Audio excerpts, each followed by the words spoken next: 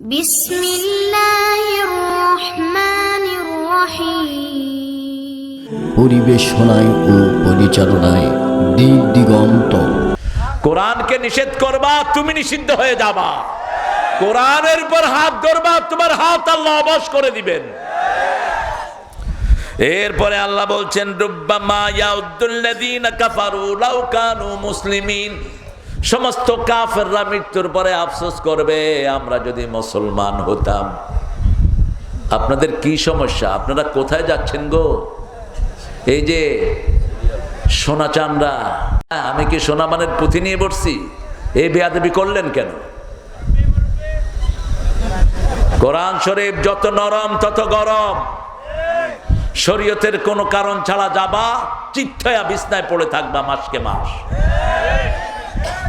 লজ্জা থাকা উচিত। কোরআন পড়া হচ্ছে, উঠে উঠে হাঁটতেছ।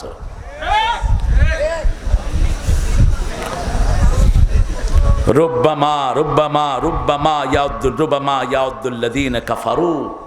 কাফেররা আফসোস করবে যদি মুসলমান হতাম। এখন মুসলমানদেরকে ঘৃণা করে, কিন্তু মৃত্যুর পরে মুসলমান হওয়ার জন্য কার কাছে চাইবে? আল্লাহ বলেছেন সূরা নিসা, সূরা আলে ইমরান 102 নম্বর আয়াত, ওয়ালা তামুতুন্না ইল্লা ওয়া আনতুম। মুসলমান না হয়ে কবরে যেও না।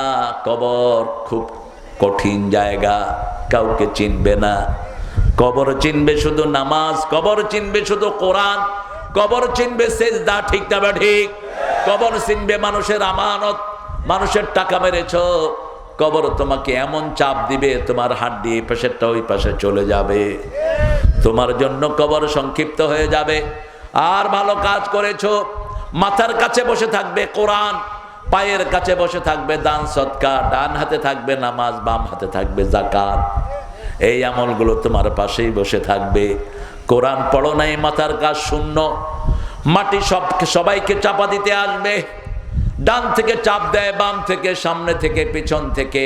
যখন মাথার দিক থেকে চাপ দিতে আসবে, কোরআন দাঁড়িয়ে যাবে। চাপ দিও না, এটা আমার বন্ধু।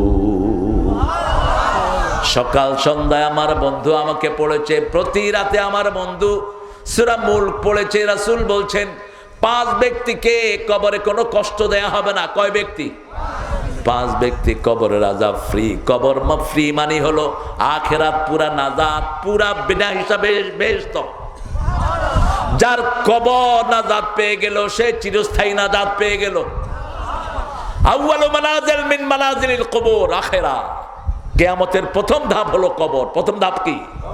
কবর। এই কবর যার ফ্রি, তার পুরা আখিরাতই ফ্রি। কবর যে নাজাত পেয়ে গেল, চিরস্থায়ী জান্নাতি হয়ে গেল। রাসূল বলছেন প্রথম হলো মাসুম শিশু, ওকে বিনা হিসাবে জান্নাত দিয়ে দিবেন কে? 2 নাম্বার ইউআফসাস সাবিরুনা বিগাইরি হিসাব, ধৈর্যশীলদেরকে বিনা হিসাবে জান্নাত দিয়ে দিবেন কে? 3 নাম্বার সূরা মুলক যারা পড়তো, এই সূরা ঝগড়া করে আল্লাহকে বলবে, আল্লাহ আমার এই বন্ধু দৈনিক আমাকে পড়তো, বন্ধুকে মাফ করা ছাড়া আমি বন্ধুর কাছ থেকে যাব না। আপনাকে জান্নাতে নিয়ে তারপরে সূরা মুলক আপনার থেকে বিদায় নিবে। 4 নাম্বার জুমার দিন যারা মারা যায়। কোন দিন? জুমার দিন যারা মারা যায় তাদের কবরের আযাব মাফ। 5 নাম্বার যারা শহীদ। যারা কি? শহীদ। শহীদ হতে চান তো? চান তো?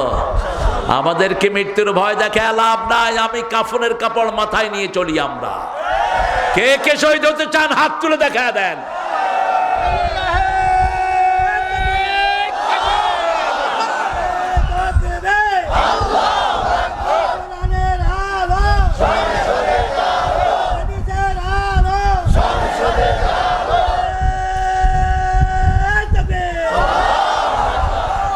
আল্লাহ কবুল করো।